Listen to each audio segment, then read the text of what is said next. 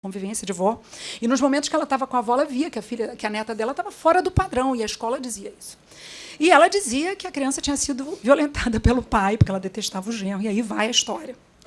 Final das contas, depois de longo e tenebroso inverno, descobrimos que esse casal paupérrimo, que morava num kitnet pequeno, mantinha as relações sexuais enquanto as crianças estavam dormindo, no mesmo cômodo. Então, assim, a certa altura, você via que havia ali uma violação dos direitos da criança por pura falta de orientação desses pais e de uma cultura que em São João de Meriti, onde há 700 mil habitantes em 30 quilômetros quadrados, muitas pessoas moram juntas no mesmo lugar, isso acaba resultando em violações também da criança. Então, essas são as sutilezas que eu queria trazer para os senhores sobre os nossos desafios na vara de família, na área do abuso, na área das acusações mútuas, na área da necessidade de nós garantirmos a convivência familiar e comunitária dessas crianças. Não sei se vocês concordam, e bem porque eu não quis dar respostas, é difícil ser juiz de família, mas estou aberta aí para depois, no momento do intervalo, se houver tempo de alguma discussão, para nós conversarmos sobre essas peculiaridades. Quero dizer a todos que uma construção dessa natureza, de uma política pública dessa natureza, pelo Poder Judiciário do Rio de Janeiro, e eu tenho a felicidade e a honra de poder participar dessa construção no grupo de trabalho aqui da Corregedoria,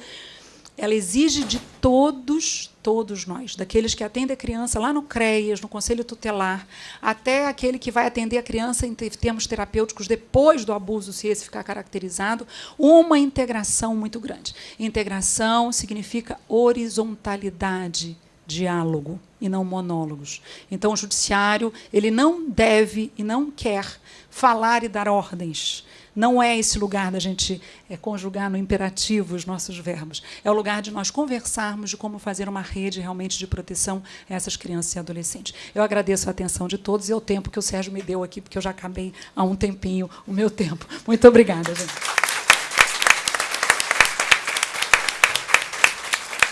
Obrigado, Raquel. Bom, só uns avisos. Vocês vão poder fazer as perguntas por escrito, tá?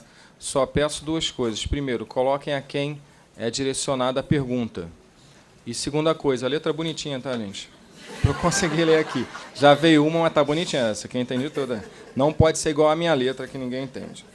E uma segunda coisa, preencher a pesquisa, já foi solicitado no começo, vocês aí na pastinha de vocês têm um formuláriozinho de pesquisa para depois depositar na urna ali, tá ok? Então, agora, a doutora Adriana Mello, por favor.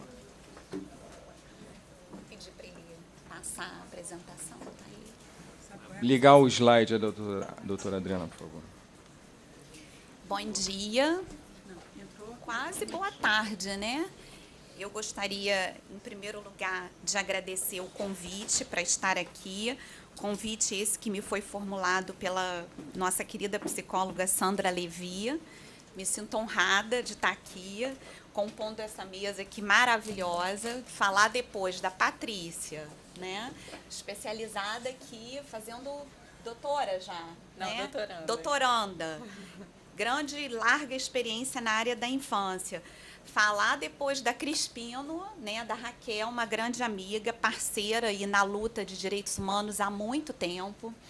Conheço o trabalho da Raquel, sou admiradora de toda a sua luta, de todo o seu trabalho, da sua experiência. Quero dizer que eu tenho profunda admiração realmente pelo seu trabalho. E também, aqui meu amigo Sérgio, também um juiz extremamente vocacionado para a questão da infância. Eu estou me sentindo intrusa aqui, porque sou juíza, eu vou falar meu lugar de fala. Eu sou uma juíza de violência doméstica, minha área é a área de gênero, né, e trabalho especificamente com a violência, pelo menos tentando, né, diminuir e coibir a violência contra a mulher. Então, esse é o local aqui, o lugar da minha fala. Eu gostaria de cumprimentar todas as psicólogas, todas as técnicas, assistentes sociais, pedagogas, na pessoa da Glícia, que é a nossa psicóloga aqui do Tribunal de Justiça do Rio, que eu conheço de nome, hoje conheci pessoalmente, já conheço a trajetória da Glícia há muito tempo, então cumprimento todas as técnicas aqui, de todos os estados que estão presentes, me parece que tem cerca de 8 estados aqui presentes, então cumprimento, sintam-se bem aqui no nosso Rio de Janeiro, com todas as dificuldades que a gente vivencia atualmente, mas se sintam acolhidos e acolhidas, né, de uma forma muito carinhosa. Então, eu acho que a Sandra me fez esse convite para falar, obviamente, sobre a questão da violência doméstica e familiar e qual a repercussão que isso tem nas crianças e adolescentes, porque esse é o lugar da onde eu posso falar, né? E ela me pediu uma frase, Adriana, eu queria uma frase, enfim, eu queria que você expressasse aí o que você sente em relação ao trabalho desenvolvido, né? Aqui pelo nosso Nudeca, que também é um serviço que eu aprendi a utilizar, né? Eu até pouco tempo, acho que uns 2, 3 anos, eu não tinha essa prática de encaminhar, né, as crianças e adolescentes para esse serviço e passei a utilizar esse serviço há menos tempo, mas eu fiquei encantada com o trabalho desenvolvido pela Sandra e sua equipe, que eu também já conhecia, mas agora de uma forma mais próxima, né? Então, o que eu vou falar? Antes até de entrar em dados de violência, porque assim é preciso fazer uma contextualização, ainda que pequena, né? Eu comecei a trabalhar com a questão da violência contra a mulher nos anos em 2000, 2001, no município aqui de Duque de Caxias. Não sei se tem alguém aqui de Caxias. Enfim, eu fui minha primeira experiência para lidar com uma questão tão intensa quanto é a violência contra a mulher. Eu, até então, era uma juíza que trabalhava basicamente em varas cíveis, eu não tinha experiência criminal de uma forma mais próxima. E ali eu comecei a perceber, em Caxias não havia ainda a Lei Maria da Penha, isso foi 2000, 2001, a gente começou a perceber que 70% da nossa demanda era referente à violência contra a mulher, dizia respeito à violência contra a mulher. E ali a gente começou a desenvolver um trabalho com psicólogas, com assistentes sociais, em parceria com uma universidade, que é a Unigran Rio, em Caxias, e também com a prefeitura. E ali a gente começou a lidar com a questão da violência de uma forma mais intensa. De lá para cá, eu não consegui mais deixar o tema, e aí entrou a Lei Maria da Penha. Em 2003, é criada a Secretaria Nacional de Políticas para as Mulheres, apenas para contextualizar. A Lei Maria da Penha aí começa a ser gestada, né? Começa a ser pensada a partir do episódio de 2 tentativas de assassinato da própria Maria da Penha, onde o Brasil levou 15 anos para processar e julgar o ex-marido da Maria da Penha, leva o caso à Corte Interamericana de Direitos Humanos, quando então é emitido o relatório 54 da Comissão da OEA, condenando, né, o Brasil aí por desídia no tratamento da justiça referente ao caso dessa mulher, que ainda é uma sobrevivente. Maria da Penha ficou paraplégica, transformou todo seu sofrimento numa luta para combater esse mal, que é a violência contra a mulher. E hoje ela viaja e fala, até hoje ela fala com muito sentimento de dor ainda, né, por ter sofrido essa violência e por desídia do Poder Judiciário brasileiro no que se refere ao julgamento desses casos de violência contra a mulher. Então, a gente teve a Lei Maria da Penha, não só em função, obviamente, não apenas em função do que aconteceu com a Maria da Penha, mas luta e fruto de todo um movimento feminista extremamente engajado, que já lutava no Brasil desde a década de 70, com aqueles assassinatos que teve Ângela Diniz e Cláudia Lecim. Então, todo o movimento, né, e aquele slogan, na época eu tinha 6 anos de idade, de 76, quando Ângela Diniz morre em Búzios, assassinada por Dock Street, aquele slogan, quem ama não mata, né? Quando ali o movimento de mulheres começa a fazer uma luta e o que a gente chama de uma advocacy, inclusive internacional, para ter, então, a Lei Maria da Penha, e o Brasil não para por aí. O Brasil tem várias denúncias de violação de direitos humanos contra as mulheres e contra crianças e adolescentes. Uma das lutas de direitos humanos muito fortes, que tem um impacto muito grande nas crianças e adolescentes, especificamente do gênero feminino, crianças do gênero feminino, é a questão do desaparecimento forçado de crianças e adolescentes que desaparecem, né? E as mães nunca mais veem as suas filhas. E é uma luta de mães, porque quem procura pelos filhos geralmente são as mães, né? Existem várias ONGs e vários movimentos de luta de mães buscando suas filhas. Então, o Brasil é useiro e vezeiro em cometer violações de direitos humanos. Não seria diferente no caso, por exemplo, das crianças que vivem num ambiente familiar e doméstico que viola seus direitos humanos todos os dias. E a violência doméstica, ela tem uma questão muito séria, porque ela acontece entre quatro paredes e as testemunhas, quem sempre presencia essa violência, geralmente são os filhos e as filhas daquele casal. E aí a gente tem que trazer esses dados, que são dados de relatórios, né? Um desses relatórios que eu achei muito triste, que é um rosto familiar, a violência na vida das crianças e adolescentes, e o impacto dessa violência para crianças pequenas, né?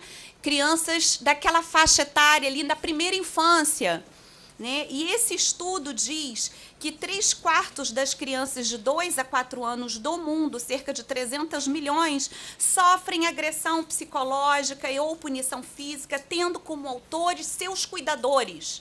Ou seja, pais e mães e pessoas que cuidam dessas crianças são as grandes violadoras dos seus direitos. Aquela pessoa que deveria proteger a criança, geralmente é quem comete aquela violência de uma forma mais intensa.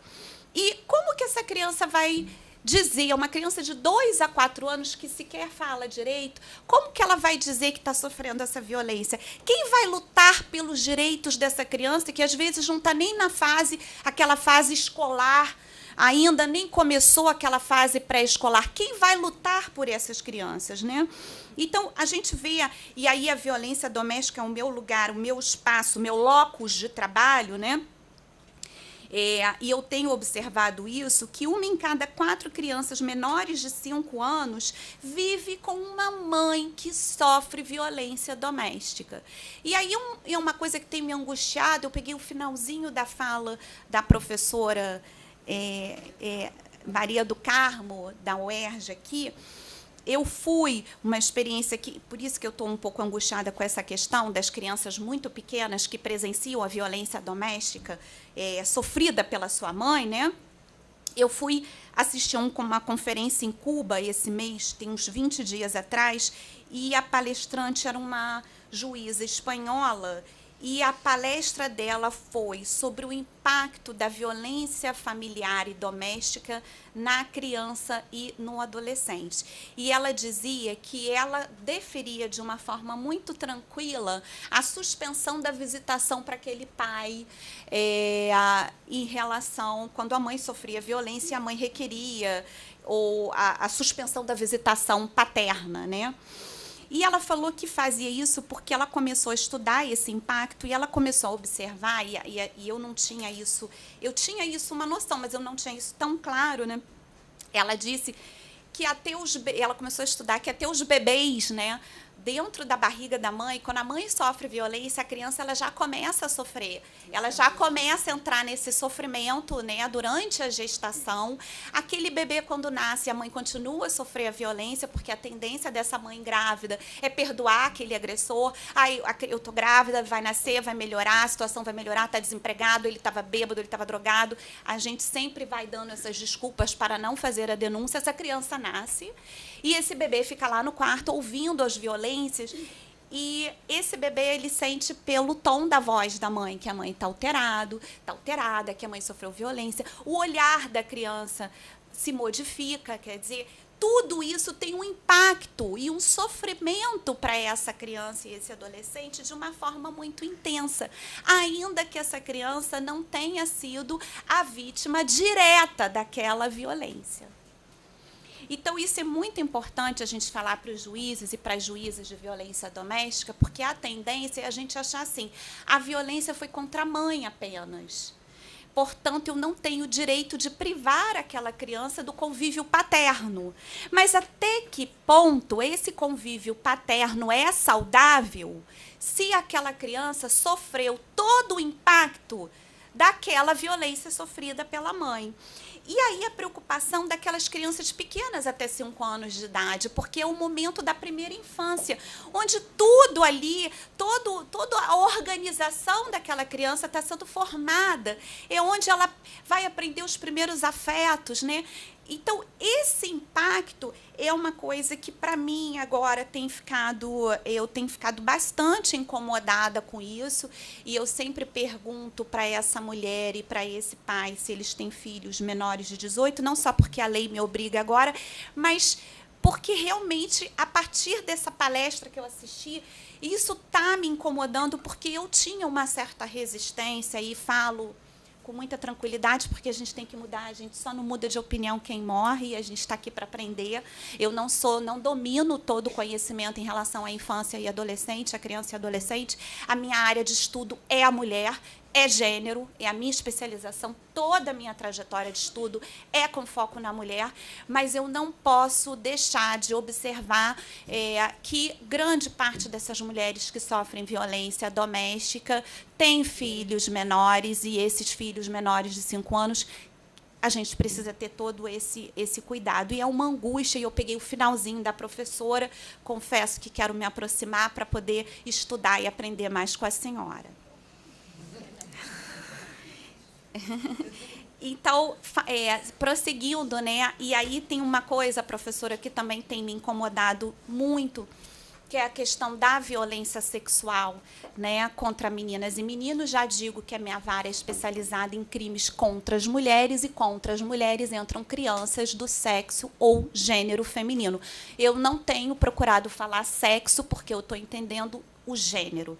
Para mim, sexo é algo biológico, e o gênero é na nossa construção social. Então, eu estou falando que, na minha vara, a especialidade é crimes contra o gênero feminino, e aí isso tem vários impactos, que não é o tema da nossa fala, o que seria gênero nesse contexto. Então, a gente vê que em todo o mundo, e aí para a gente ter noção do que a gente vive hoje, é importante a gente trabalhar dados, e o Brasil não trabalha dados, né?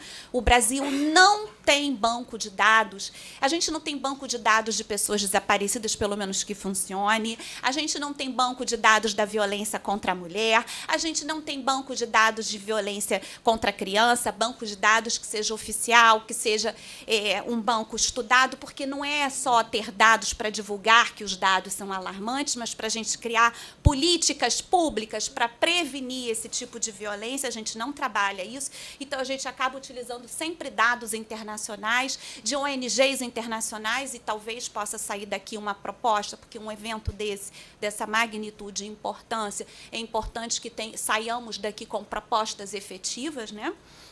E aí a gente sempre traz esses dados do mundo, né, que cerca de 15 milhões de adolescentes meninas, não tem jeito, eu sempre faço recorte de gênero, né, de 15 a 19 anos foram vítimas de relações sexuais ou outros atos sexuais forçados. E eu assisti uma entrevista eu tenho gostado muito de assistir o canal Cultura, né, da TV Cultura. Tem um jornalismo ali à noite, eles sempre trazem debatedores e debatedoras, sempre muito poucas mulheres, mas, de qualquer forma, eu assisto mesmo assim. Eu insisto, de vez em quando eu vejo uma mulher, uma cientista política, como se não tivesse mulheres cientistas, psicólogas, mulheres que pudessem falar também, né, e ser formadoras de opinião, né, mas eu insisto e assisto. E dizia lá, tinham 2 homens falando sobre aquela questão da mulher que pôde dirigir na Arábia Saudita. E eles falavam com uma perspectiva do lugar deles que me incomodou. E aí surgiu o casamento infantil. E eles diziam que, olha, meninas de 12 anos, né, aparentam, às vezes, 16, 18. Quer dizer, se ela quer casar, qual o problema, né? de repente, com 14 anos, ela já tem compleição, já tem corpo e já pode casar, né? E aquilo eu falando e falo, imagina as pessoas assistindo aquilo, né? E sem essa perspectiva crítica, porque a gente tem que ouvir criticamente, né? E não aceitar tudo que falam como se fosse... E eu conversava isso. Eu tenho um filho de 18 anos que estava assistindo comigo, e eu comecei a falar com ele sobre o casamento forçado de meninas. Tem meninas que morrem nas noites de núpcias, né? Em países orientais, que são obrigadas a casar aos 9, aos 10 anos. E o Brasil é o 4º país no mundo em casamento infantil. E eles falavam que teve um deles que falou assim, mas 4 anos... Ele teve a condição de falar que, na concepção dele, uma criança de 4 anos hoje não era da época dele.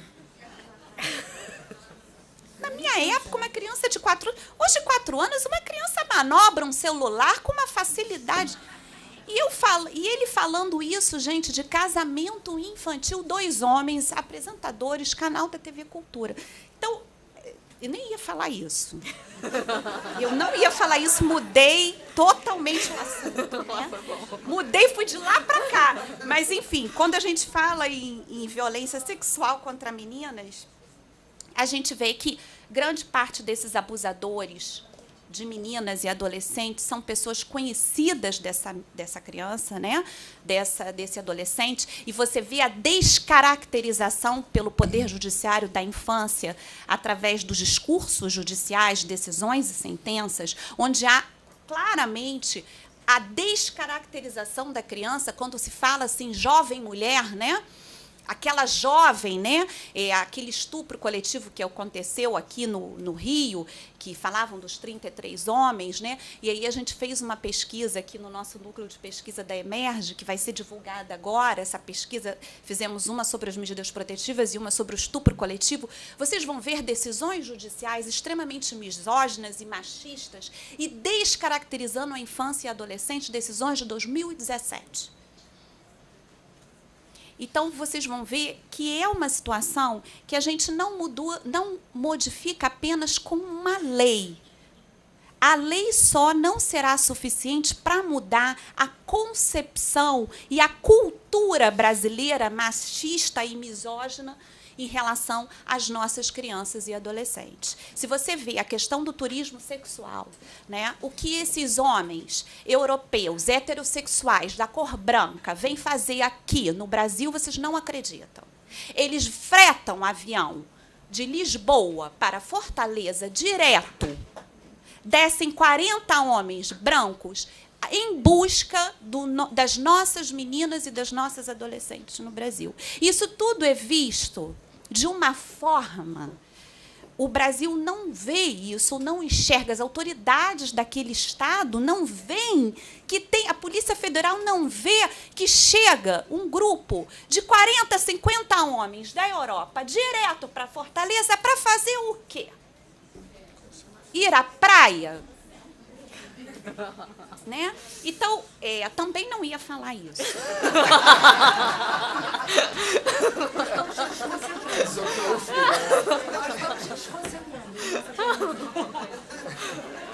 É que é o seguinte, gente, olha só, estou admitindo e assumindo claramente, sou uma juíza feminista. Não tem jeito, não tem jeito. Na verdade, assim, e o tema está me absorvendo de tal forma que quanto mais eu leio, mais indignada eu fico. E aí, falando estamos aqui, porque o tema, se vocês veem, eles são todos interligados, tá? A questão de gênero e o lugar de fala, e aí eu vou falar do trabalho do primeiro juizado no que se refere à questão do combate à violência, como que a gente utiliza, né, o NUDECA e como que esse depoimento especial tem sido de grande utilidade para nós. A gente tem observado em alguns momentos, né, no dia a dia da nossa atuação, que grande parte daquele contorno familiar, daquele contexto familiar, quando tem crianças e adolescentes que participaram ou atuaram naquela situação da violência, é importante que essa escuta, né, que essa oitiva, ela seja especializada. Isso também é uma dificuldade para nós da violência doméstica, porque como a gente está muito acostumado a trabalhar, e geralmente as testemunhas são os filhos, uma coisa que a gente está repensando é de não ouvir a criança, né? Dependendo da idade, a gente faz a opção por não ouvir. Mas, em alguns casos, é muito importante que essa criança seja ouvida sim. E que ela seja ouvida com todo esse cuidado, visando proteger e resguardar essa integridade psicológica. E não só quando ela é a vítima indireta daquela violência, mas quando ela é a vítima direta da violência. E a gente tem visto, em grande parte, grandes conflitos, por exemplo, contra a adolescente, por questão cultural, entrando novamente nessa questão da educação, que, por exemplo, alguns pais insistem em dar à menina de forma diferenciada do menino. Ainda hoje a gente vê aquele sentimento do pai de, por exemplo, olha, uma menina não deve sair com um short desse tamanho, né? Uma menina não deve se comportar desta forma. Mas para o menino a educação é diferenciada. E quando essa menina ela se rebela de alguma forma, ela quer exercer o seu direito de usar a roupa que ela quiser e estar aonde ela quiser, é quando o pai entra aí com o que ele chama de corrigi-la, né, com o poder que ele acha que tem de corrigi-la, e pratica a lesão corporal. Essa é uma das modalidades que a gente tem muito na violência doméstica. E vai para a minha vara pela lesão corporal, porque aí houve, não é os maus tratos que tem na contravenção penal, já incide o crime do Código Penal, o 129, parágrafo 9º. Por isso vai para a minha competência. A questão do abuso sexual, também pego bastante questão de abuso sexual. A minha dificuldade maior foi falada aqui por Raquel. A questão, por exemplo, do tempo. Eu recebo com muita demora uma denúncia, por exemplo, para o estupro de vulnerável. Essa denúncia ela não é imediata, a investigação ela é demorada, ela demora muito. Gente, 1 ano não existe. Isso eu pego casos com 8, 10 anos que ocorreu. Eu peguei um caso, o último que a gente ouviu, pelo Nudeca, não sei se a Sandra lembra, a violência teria ocorrido aos 5 anos de idade, a menina tinha 14. Tá? Então, vocês imaginam o que nós vamos conseguir fazer com um fato que já decorreram 9 anos, né? A menina tinha 5, né? E agora ela tem 14 anos. Essa história dessa criança, dessa adolescente, que aos 14 anos era uma história de bastante sofrimento. A violência teria sido praticada por esse pai e também ele havia violentado fisicamente a mãe dessa criança. Então, é todo um contexto que ela foi ouvida pelo Nudeca e uma coisa que eu também ouço às vezes, né? E eu ouvi ela dizendo para a psicóloga, eu quero falar com a juíza. Né? Eu sinto que as crianças e adolescentes elas têm uma necessidade de falar comigo. Elas preferem, em dado momento, dizer, porque elas querem saber o que está acontecendo de uma forma muito contextualizada. E é importante, porque uma colega de São Paulo estava falando também num congresso que eu fui em Maceió, na Associação dos Magistrados, a Tatiane, e ela estava dizendo que ela conversa com as crianças e os adolescentes antes, ela se aproxima, ela se identifica, olha, eu sou a juíza, eu que vou julgar o caso, se você quiser falar comigo, eu me coloco à sua disposição, você agora vai ser ouvida, vai ficar em outro lugar, talvez esse espaço, tá, nós possamos construir, porque às vezes a gente tem a noção de que a criança não quer, de que vai ser sofrido, dependendo da situação, ser ouvida diretamente pelo juiz ou pela juíza. Não que isso realmente não possa acontecer em alguns locais, mas talvez os juízes e as juízas tenham que ser capacitados nessa oitiva diferenciada para que essa criança e essa adolescente possam ter o direito, e está na lei, né, nessa lei nossa, a que entrou em vigor agora em abril, de que a criança precisa ser informada de que ela tem o direito de ser ouvida, né, de ser, digamos assim, ouvida por esse juiz e falar diretamente com essa juíza para ela ser muito importante. Eu separei essa frase, que a criança sente nos olhos da mãe a violência sofrida, né?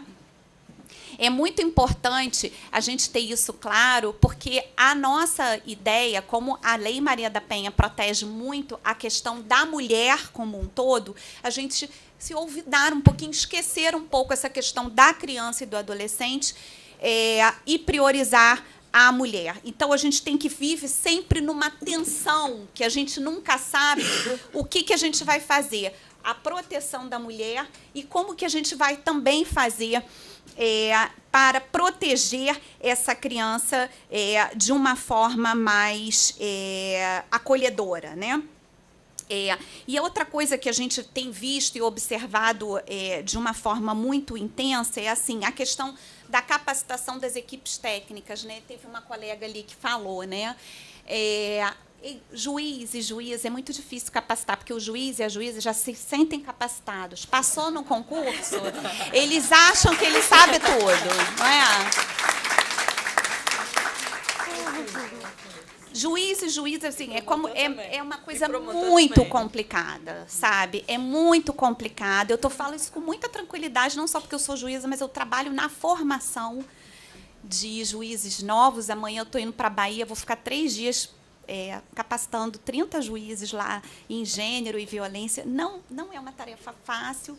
Para eu preparar essas 20 horas para cada 20 horas, eu demoro 4 horas em cada hora preparando, porque não pode ser uma coisa muito teórica, tem que ser numa metodologia ativa, contextualizada, vídeos, exposição. Então, é um curso todo lúdico para despertar interesse, né? Porque o juiz já acha que sabe tudo, mas a gente também tem que ter essa coisa da equipe técnica também. Não é muito fácil capacitar profissionais da área de psicologia e serviço social, a gente, principalmente quem já está na carreira, já está concursado, já está concursada, já estou aqui há tanto tempo, já trabalho na ETIC há 20 anos, ou 15 anos, ou tantos anos, então eu já domino aquilo ali, e a gente tem que entender que na vida a gente aprende sempre.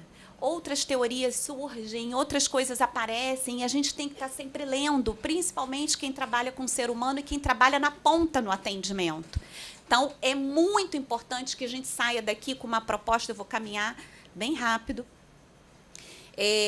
que a gente saia daqui com uma proposta efetiva do resultado desse encontro, dessa capacitação voltada para as equipes técnicas. Eu vou fazer só uma pergunta com vocês. Tem alguém aqui que trabalha na violência doméstica? Na violência, dentro de juizados de violência doméstica, nas equipes de juizados? 1, 2, 3, 4, 5. 5. Temos 5 pessoas.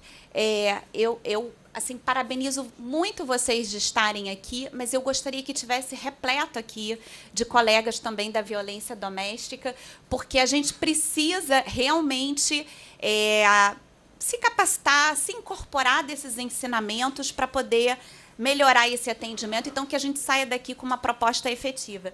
O que eu vou fazer? Eu vou passar bem rápido, mas eu gostaria de falar de 2 trabalhos. Um deles é o Dossiê Mulher 2017. Alguém conhece o Dossiê Mulher? 4 pessoas. O Dossiê Mulher é um banco de dados do governo do Estado, do Instituto de Segurança Pública, a partir de dados da Polícia Civil, que faz um apanhado, um histórico da violência contra a mulher no Estado do Rio de Janeiro. Vocês estão vendo ali que 66,6% das vítimas de estupro que ocorreram no Rio de Janeiro eram crianças e adolescentes. Vocês sabiam disso? 66%. Esse dado é um dado altíssimo. E como que você identifica isso? Através desse dossiê, a gente pensou na criação da Sala Lilás dentro do Instituto Médico Legal. Alguém já ouviu falar na Sala Lilás do Instituto Médico Legal? Graças a Deus, bastante gente. Gente, a Sala Lilás é um projeto que tem dentro do Instituto Médico Legal do Rio de Janeiro, em parceria com o Tribunal de Justiça, criado no ano de 2015, com 3 enfermeiras especializadas em violência sexual. É uma sala toda humanizada, em parceria com a Secretaria Municipal de Saúde, Secretaria Estadual de Saúde, Tribunal de Justiça, e a Secretaria de Políticas, subsecretaria hoje foi extinta, a Secretaria de Mulheres foi extinta, agora é Subsecretaria de Políticas para as Mulheres. Essa Sala Lilás tem feito um trabalho espetacular. Essa sala foi criada, a princípio, para atender mulheres vítimas de violência, tá? Da Lei Maria da Penha. Só que o que começou a chegar muito mais lá, adivinha? Crianças e adolescentes. Hoje, essa sala, em grande parte, o atendimento é dessas enfermeiras que faz aquele trabalho até de encaminhamento dessas vítimas para toda a rede de saúde e assistência social do município. Graças a esse trabalho desenvolvido de forma com muita galhardia e com muita força, porque não é fácil para 3 enfermeiras do município estar dentro do Instituto Médico Legal, que é um ambiente difícil. E essa Sala Lilás, em grande parte, foi criada por conta desse índice do Dossiê Mulher. Gente, se apoderem e se empoderem desse Dossiê Mulher, principalmente quem trabalha com criança e adolescente no Rio de Janeiro. Porque, já que nós, e aí eu faço uma meia-culpa, nós do Tribunal de Justiça, ainda não temos um banco de dados específico para isso, que nós deveríamos ter, e me desculpa, doutora Patrícia, até nós, em termos de Ministério Público, também devíamos que criar um cadastro de crianças e de mulheres que sofrem violência. Nós não criamos ainda, nós estamos com um déficit enorme. Então, a gente tem que utilizar os dados da segurança pública quando a Justiça deveria ter feito o papel dela e ter criado um banco próprio, porque, a partir daí, a gente começa a pensar nas políticas públicas. Por exemplo, eu não sei quantas crianças e adolescentes eu tenho no meu juizado hoje. Não seria importante eu saber? Sabe por quê? Porque eu acho que é importantíssimo ter uma vara de crimes contra criança e adolescente. Tem que ter uma vara especializada. Em 2015, a Raquel lembra, a gente chegou a fazer um levantamento no Brasil inteiro, e nós conseguimos, foi dificílimo levantar os dados do Tribunal de Justiça que se refere a criança e adolescente, mas a gente conseguiu na ocasião, com muita dificuldade. Para criar essa vara, a gente precisa de ter o quê? Mas se o tribunal não cria um banco de dados para isso, como é que a gente faz? Os desembargadores e desembargadoras vão dizer, não, Adriana, não tem números. Mas eu vou dizer rapidinho, meu tempo acabou. Mas rapidinho.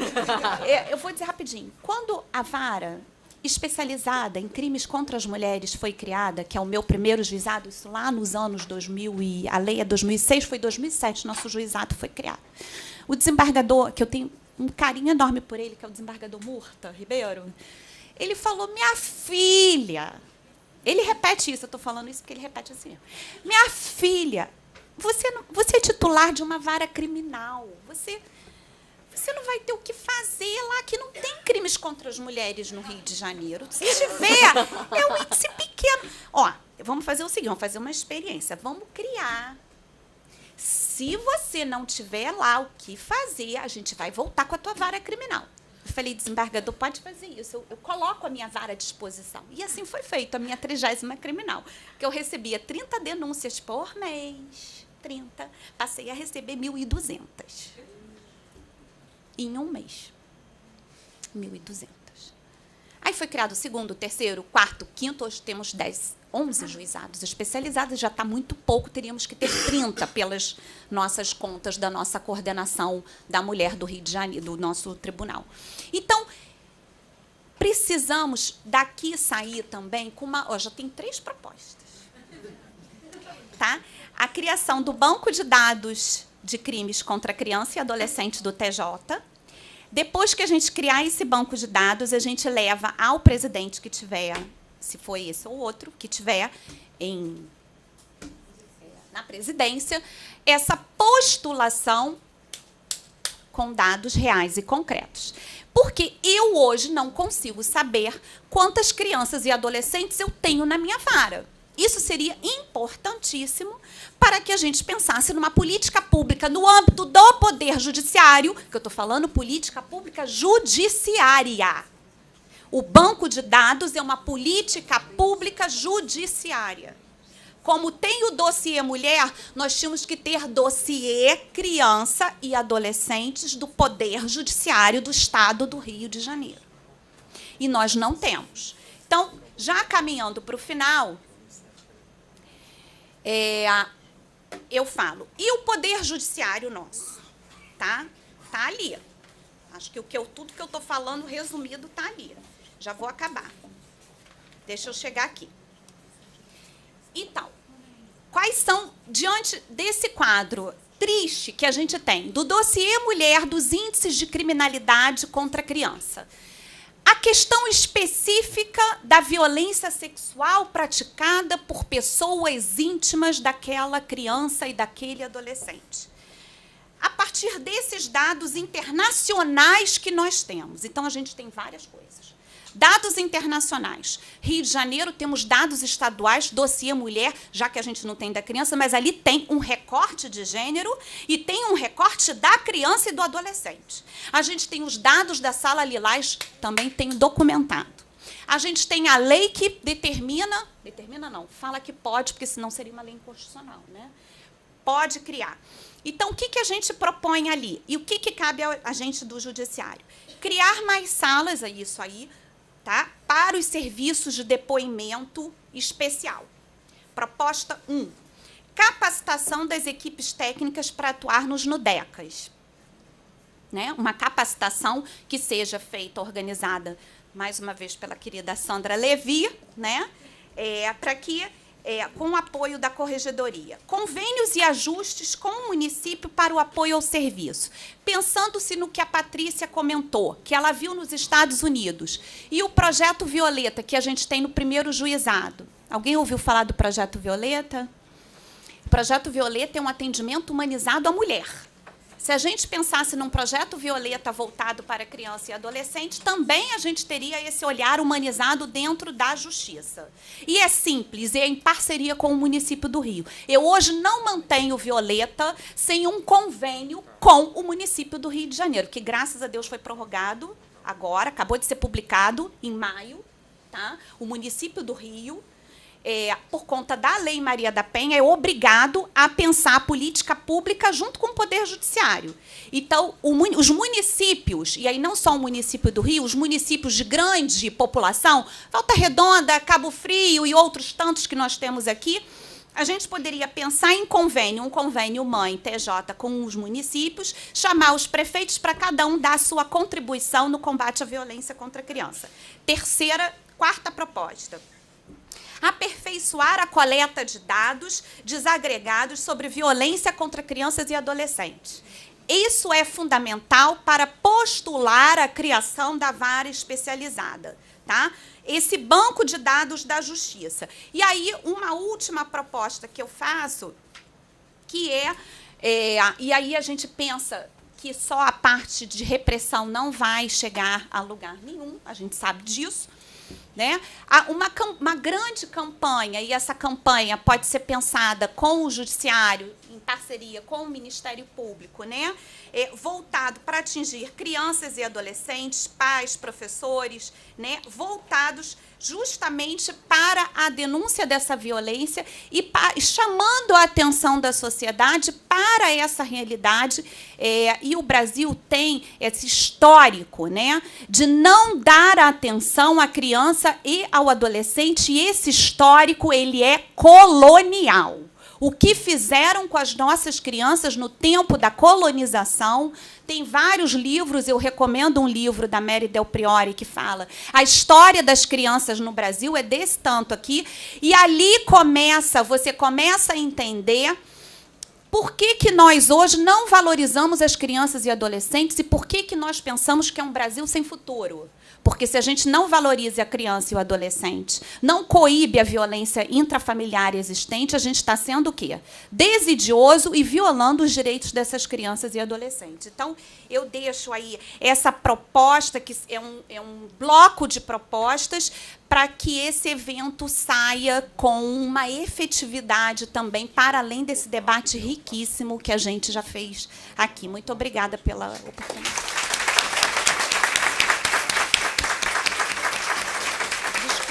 Nada, tá ótimo. Bom, gente, como eu falei, foi um acidente eu estar aqui no meio de tantas feras, mas eu descobri um negócio legal que ela ali me falou, que o coordenador da mesa tem 1 hora para falar agora, não é isso? Eu gostei bastante. Magistrada eu não posso fazer expressão corporal, né? Então, olha só, vamos lá. Rapidamente, vocês sabem que existe o hobby geral e o hobby específico. Não é isso? O hobby específico de vocês eu não sei. Um coleciona coruja, sapato, boné. Agora o hobby geral fala mal de juiz. Não é isso? Todo mundo fala mal de juiz, todo mundo tem esse hábito. Né? Muito bem, é difícil, né? Falar de mim é fácil, difícil é ser eu. Porque é o seguinte, nesse campo, eu já vim aqui em eventos, depoimento especial, vários aqui no tribunal, desde que começou esse movimento, sempre defendendo. E assim, a arrogância é muito ruim de qualquer lado. A doutora Adriana falou isso. Do lado do juiz é ruim, mas do lado da equipe técnica também é muito ruim. Então é muito ruim ouvir, como eu já ouvi, olha só, psicólogo não é papagaio de juiz, quando a gente fala de depoimento especial. Não, mas eu acho que se a criança já falou não sei aonde, sem a presença do acusado, do imputado, etc., isso já devia resolver. Bom, eu acho que eu não devia pagar imposto de renda, eu acho que pudim de leite não deveria engordar. Mas de eu achar, da minha realidade mental, ao que é o mundo, a gente ouve de longe uma voz falando, planeta Terra chamando, espera aí.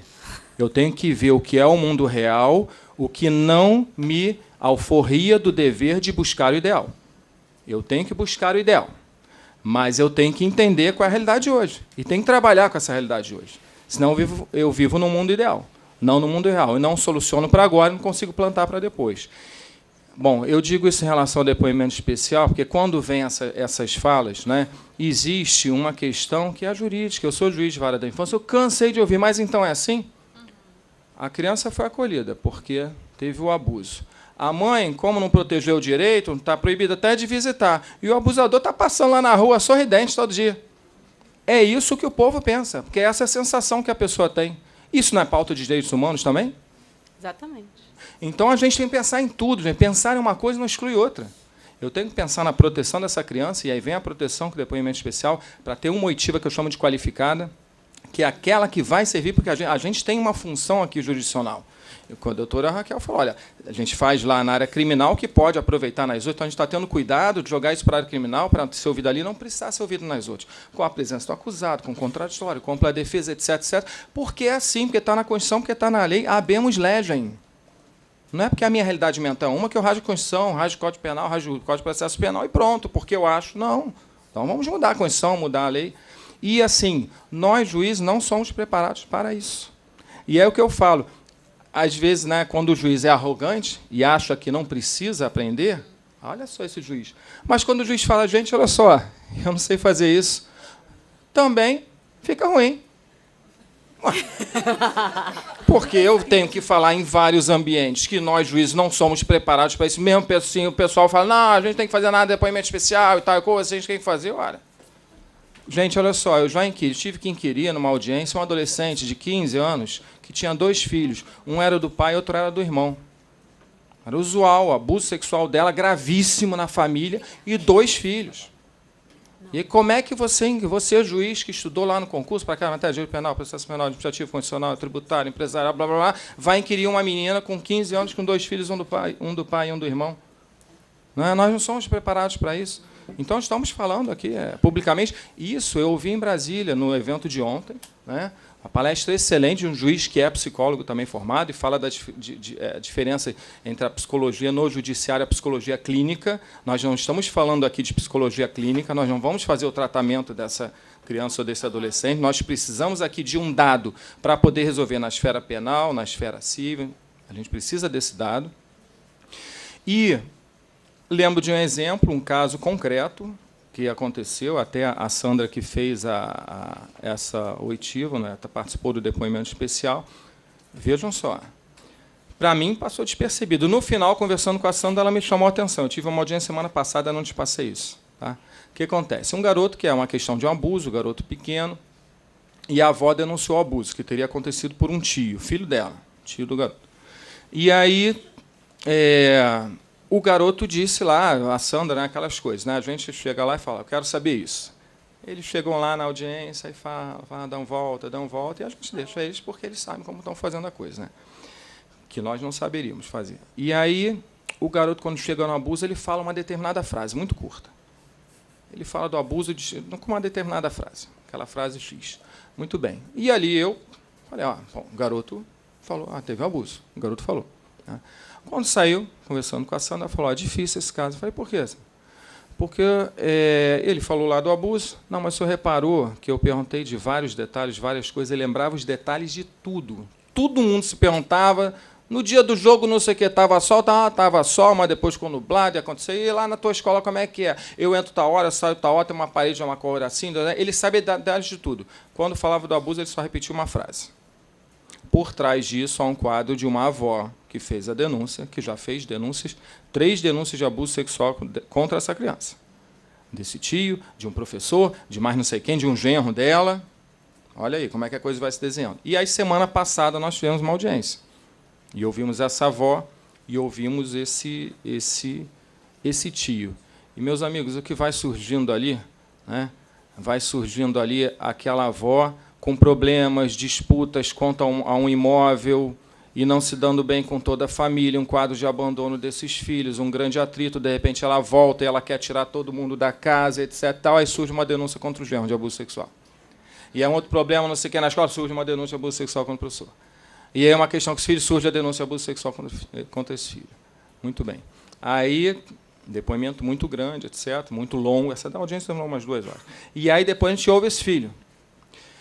E, assim, num depoimento, a gente tem alguma experiência nisso, de oitiva de pessoas. A minha sensação quanto a ela, evidentemente, tentando nos enganar. A minha sensação quanto a ele, uma fala bem autêntica. E aí ele diz que quando chamou, ela o chamou, quando ela chegou em casa, olha aqui, o que fulano disse que você fez? E aí ele falando, aí ele disse, e ele repetiu, disse que o garoto falou aquela mesma frase, igualzinho, aquela frase aqui, né? E aí, depois, em relação ao outro abuso, quando a gente vai ver, o menino falou a mesma frase. Essa é ligar os pontinhos, né? Muito bem. E aí esse tio do garoto fala, mas isso, doutor, sabe que a mim falaram, não deixa ela voltar para casa quando ela está em dificuldade, essa avó. Porque ela vai fazer a mesma coisa.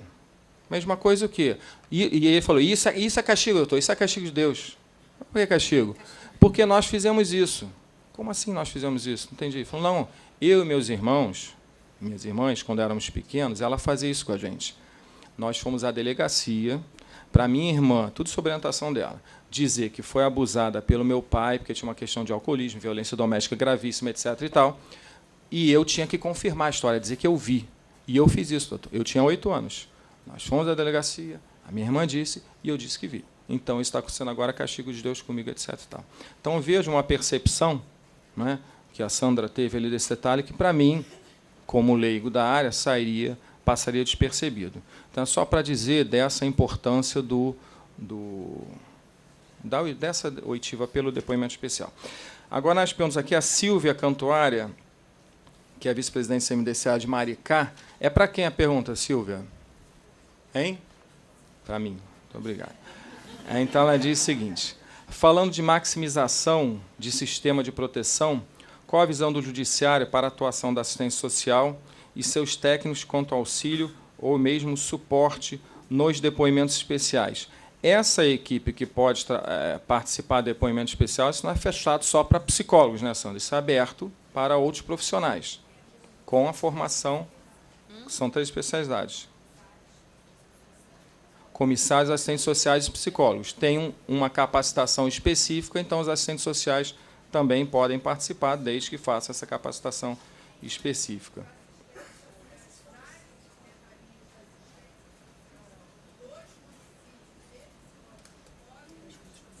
Sim. Olha só, o que acontece? Há uma diferença na lei entre escuta especializada e depoimento especial. O depoimento especial é feito no judiciário. Eventualmente, poderá haver algum convênio para que equipes, por exemplo, lá da localidade do município, possa fazer no judiciário isso. Isso poderá acontecer, né? Mas essa escuta especializada pode ser feita pelo profissional na área, está até nesse grupo, né, que a gente está, nesse convênio que foi assinado agora, a gente trata da escuta, que é uma coisa, e depoimento especial, que é outra, né? Mas lá eles podem fazer. Agora, dentro do judiciário, vai depender de um convênio. E também diz aqui, quanto à necessidade visível do país, não é isso? Do pós. Sim. Qual é a visão do Judiciário em relação à criação de núcleos específicos, especializados de atendimento, como responsabilidade do poder público municipal? Isso aqui é um sonho de consumo, não é? O que acontece, gente? Realidade. Deixa eu só dizer para vocês, aquela questão da angústia, né? E se eu levantar um pouco a voz, a Adriana me entende, né? Que a gente vai vendo as coisas, vai ficando revoltado. Só para vocês terem uma ideia, a gente tem um déficit gigantesco de equipe técnica no município. Eu estou falando de capital, né? E aí a gente trabalha isso pela Cevig há muito tempo, desde a época da Raquel, agora comigo, e a gente tem reunião com o prefeito, com o secretário, com isso, com aquilo, sabe? Tentando arrumar soluções, buscando convênios agora com universidades. A gente precisa arrumar soluções, gente, né? É aquela história, eu sempre falo, você quer pensar no estado gerencial, para entender estado gerencial, só você olhar para o gerente do McDonald's, porque você entende estado gerencial. Você já viu em alguma loja, algum restaurante McDonald's, uma mesa bonita, grandona, com uma placa dourada, bem brilhosa, assim, escrito gerente, e um cara sentado ali? Não, não viu. Por quê? Porque deu problema na caixinha, vai lá na caixinha. É batata frita, hambúrguer, caixa. Isso. E por que ele faz isso? Porque ele é gerente. Quem gerencia faz o quê? Administra, busca as melhores soluções para os problemas que vão acontecendo, porque o mundo é mutável. Os interesses e as necessidades são mutáveis. E existe a mutabilidade do interesse público. O Estado não pode ficar sentado inerte naquela mesa. Ele tem que ver o interesse público que se movimenta e que, como ele é gerente, ele não fica sentado. Ele corre e ele vai arrumando soluções. Então, nós precisamos buscar essas soluções. Felizmente, temos colegas proativos que saem das suas cadeiras, dos seus gabinetes, para buscar isso. Mas o ideal seria que quem está lá na administração, né, como foi falado aqui pela doutora, que eles que viessem trazer isso. Não trazem, então a gente vai buscar essas soluções. E aí, numa reunião, o pessoal do Ministério do Desenvolvimento Social quis trazer um determinado projeto para o Rio de Janeiro, entenderam que eu seria uma pessoa boa para sediar isso aqui junto à Cevig, assim está sendo feito. E, na última reunião, muito revoltada, uma funcionária lá do Ministério diz que vieram 12 milhões de reais para o município do Rio de Janeiro, para a Secretaria de Assistência, e que simplesmente foram usados, estavam correndo risco de voltar. Sabe? Voltar. Aí, já, Angustiado da Silva, meu nome, né? E imediatamente, aí, vamos lá e tal, já descobri tudo. Eu tenho até o número do decreto. Sabe quando foi depositado dinheiro? Dia 28 de dezembro de 2017. Sabe para quê? Sabe para quê? Para a contratação de 193 profissionais para o fortalecimento de 8 CREAs. Chapadão, Maré, Vila Kennedy, etc, etc. Esse dinheiro está na conta desde 28 de dezembro de 2017, correndo o risco de ser devolvido. E aí, lógico, a gente vem com aquela pressão, coincidentemente, quando a gente faz pressão, já foi publicado ontem, né, um decreto falando, um chamamento falando de uma aplicação emergencial desse dinheiro para começar a funcionar em 1º de julho. Então, gente, assim, o acompanhamento, o funcionamento, o acompanhamento dos casos que estão ocorrendo agora, maravilhoso. Dos casos, o acompanhamento posterior, excelente. Mas o doutor Rodrigo sabe disso, né? Quantas vezes a gente ouviu ali, em off, na audiência, o pessoal do CREA dizendo, olha, a gente não tem pernas para fazer acompanhamento dessa família depois. Reintegrou e tal, a gente, pô, mal a gente consegue atender quem está agora aqui, quanto mais, né? Então, assim, sonho de consumo que você falou, eu concordo plenamente. Agora vamos lá, pela ordem de palestra, doutora Patrícia. Bom, parabéns pela sua palestra, achei excelente, ele fica falando...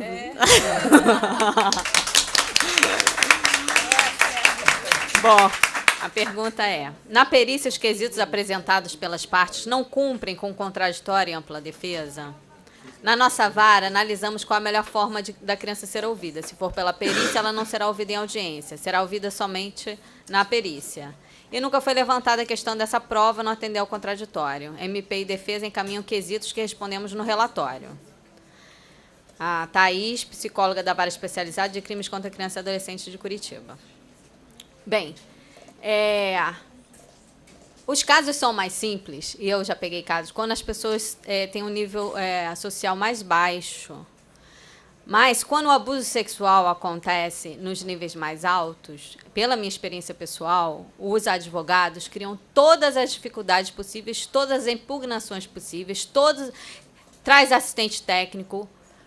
E, além disso, cria tumulto na própria audiência. Desqualifica promotor, desqualifica juiz.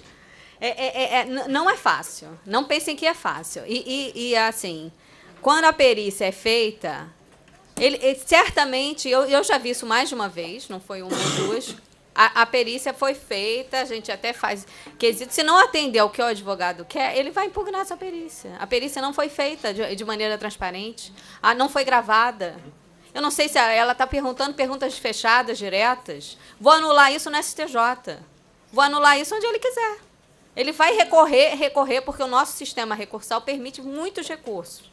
E ele vai recorrer. Por mais que o Tribunal de Justiça aqui, por exemplo, não ache que isso é válido, há uma grande probabilidade disso não ser válido. Porque não tem transparência, porque não tá claro se as perguntas foram abertas. E ontem, assim, eu fiquei imaginando na audiência, que eu não sei se foi a própria Thaís que contou, eu prestei atenção na palestra, mas não registrei. Eu sei que a palestrante era do Paraná, salvo engano, ou era Santa Catarina. Não sei se é a mesma que está fazendo a pergunta. Porque eu fiquei imaginando que advogados bondosos, assim, que perguntam, né? O que eu posso perguntar? Eu já vi muito advogado, como aconteceu no Ceará, fazendo aquela carinha,